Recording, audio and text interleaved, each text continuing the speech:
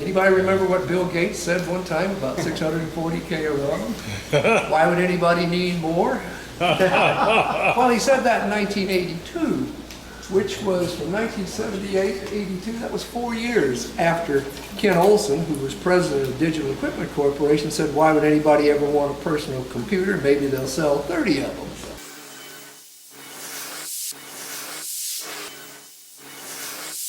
I just want to tell you a quick message about the Dojo. This is a community space for hackers, so if you're working on projects, you can come here, collaborate with other people, hang out and work. It's a membership, so there are dues that you would pay. But it's a space with offices and communal workspaces. We're open from 10 a.m. to 10 p.m. And usually we have someone here until about 3 or 4 in the morning, so no worries about being kicked out at 10. My roommate and I started NetBook software a little over a year ago in January. We were sort of the guinea pigs of the first Stanford CS 193P. Not the one on iTunes, actually the one before that with Paul Marcus and Evan Dahl, Marcos, sorry. And we took our final project and we put it on the App Store. We sort of needed to have a company in order to receive the checks from Apple was the idea. And then, so it was Air Guitar was our first project, and then we're kind of burnt out from that, and so we put out this little app called Shotgun. To date, it's done about 6 million downloads in the Shotgun free, and sort of convinced us that it was worth taking this full time when we graduated. And then we did an app to promote a movie called Mutant Chronicles that never hit the store because it was in review for 3 months, which was awesome. But I think we've done fairly well so far, and sort of we like teaching, so we ended up teaching these things called the iPhone Boot Camp. It's in New York, Boston. There was one in Melbourne. Was it Melbourne? London. A couple of other places. I actually see someone who took one of ours. Hi, Stuart. How's it going? And so there's always these meetups sort of before the boot camps, and then the meetups started happening without even having a boot camp. Today, hey, there's an iPad, right? There's a tablet. So we sit around and be like, well, what does this mean for us as developers? Sometimes sizes matters. So the bigger, the better. I mean, the size of the device.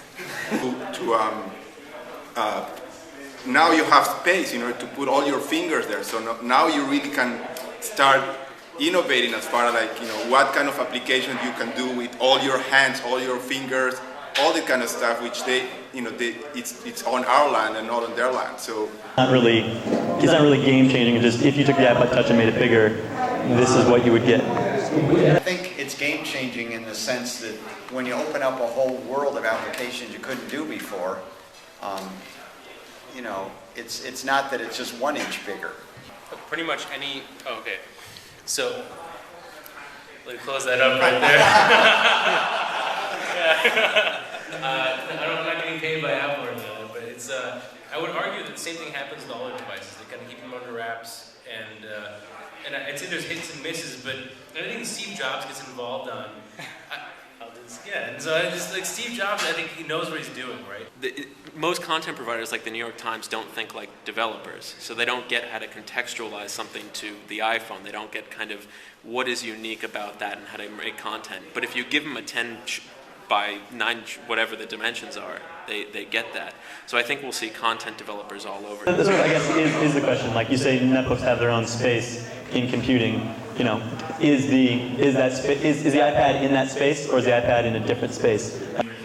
I actually just left Apple, and I can tell you that netbooks were definitely cannibalizing. There's a difference between a netbook and the iPad is that a netbook, they sell it to you cheap, and companies don't make much money on it. But an iPad is going to have iTunes, the iBookstore, and the App Store on it. So what Apple can do is sell it to you for a reasonable price and then suck money out of every single consumer every day from then on. That's a fundamental change that Apple has under control, is when they get a device to you, then they use it to suck money out of you. The netbook guys just sell you a netbook and they're done. And the data kill Kindle too. I was going to say that. Netbook and Kindle at one stroke. Yeah. That's a nice slice to take right out. And why did Steve Jobs put so much time and effort into this just to kill the netbook space? That makes no sense. I think he's thinking very creatively about textbooks, for instance, and really fundamentally changing the way textbooks are.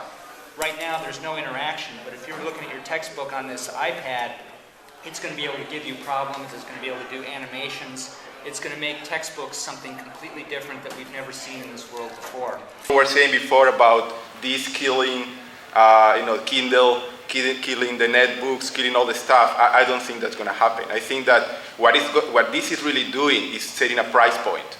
I mean, now you cannot charge for a Kindle the same price. The Kindle DS which sells about the same price. I mean, that's not going to happen. So what we're going to be seeing is that suddenly a lot of these companies need to adjust their pricing points. For example, netbooks are going to be cheaper.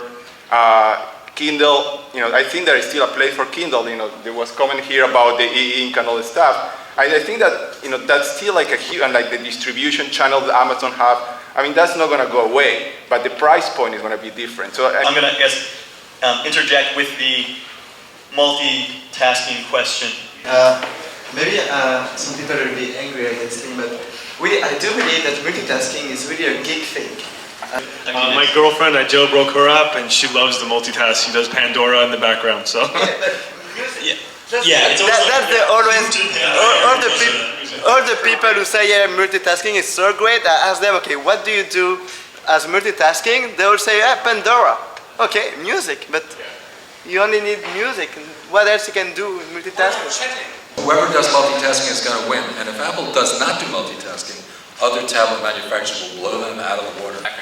I agree that there are some some life monitoring cases, and I think in location kind of check-ins like Foursquare, other things that would hugely benefit from running in the background. But I think right now, those are, while successful within our communities in the Bay Area, those are, I mean, Foursquare has what, 200,000 people?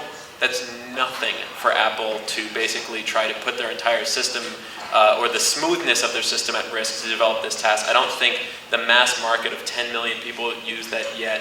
I think that's just the first generation. I mean, we're going to see this evolving so rapidly, and it's just going to, at the moment they're going to find how to do that well, I think that most likely we're going to see like all the different iPhone apps running side to side, and who knows what else. But I think that it's inevitable that we'll see multitasking on the tablet. I'm actually the devil's advocate on multitasking on the iPhone. I don't know about the iPad, but I'm very much against it because the one is the battery. I don't want my phone dying. Everyone's like, oh, the Droid does this and the next one does that, and they're going to beat the iPhone on like feature X, feature Y, feature Z. No one does scrolling speeds anywhere near what the iPhone does, not even close. I don't think so. Anyway, I'm not here to pimp Android. I like to develop agnostic. I like to be Swiss in what I develop, but I like to think that content does not have to be a prisoner of a device, and it'd be good if Apple embraced open standards, JavaScript, HTML5, CSS, and don't be unfriendly to Android. It's true, not every industry has had this, like you can get an app out instantly and you can change it instantly and everything, but that doesn't change the fact that it's a huge value to be able to do that. I don't see any moral issue here. I think if Apple wants to control their platform totally, they can do that, that's cool. I even think it might have been smart on the phones because, man, apps before iPhone were kind of crap. So just, making sure that consumers had a good experience was great. But eventually, just the value of being able not only to launch an app with basically no overhead like you can do on the web, but also to rapidly iterate. Some people are iterating like, changing their apps like several times a day, literally on the web. Being able to do split tests, right? A/B tests, things like that. Being able to just, be really fluid and really low cost with those changes. It is so much harder to do that with apps that have to go through the App Store, even if it's 8 hours, right? And sometimes it's not. Sometimes it's 8 days, or for some unlucky people, 8 weeks. So I think Apple's done a great job with the platform so far, but I feel like long term, they're going to have to get that out if they're going to stay competitive and have the best apps on their platform. I have an Android phone here. I'm an iconoclast. You don't have to leave now, Stuart. He's a certified stamped iPhone developer. Everybody else in my office was buying iPhones, so I had to buy it. Well, there is a problem. It's a good point to break. I hope you all hang out for a while and chat, sort of like mano a mano. Thank you.